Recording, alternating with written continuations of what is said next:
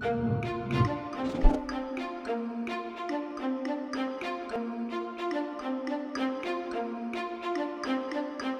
34,000 large. The challenge is that we have grown fast, and our systems and the way that we've organized hasn't necessarily kept pace with the size and scale of the institution that we are today.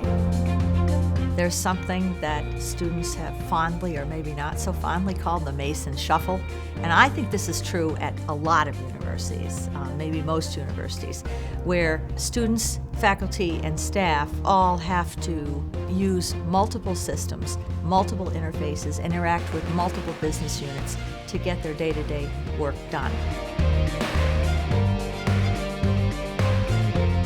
We really talked about what would it be like to have a project where you put students, square in the middle of it and work from their experience at Mason to create, a more holistic, more integrated experience.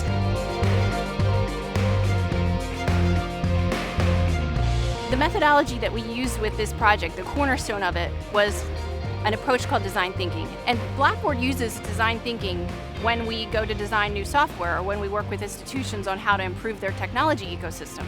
But in this case, we were using the same methodology to help improve the student experience for the next 5 to 10 years. We knew that both George Mason and Blackboard had similar lines of thought about the project. Now that we have begun this work, it's clear that they nerd out on this stuff the same way that we do. And that's exciting for us. I think out of the design thinking project, we're going to have data that helps us understand behaviors. And I don't think we had a lot of that before.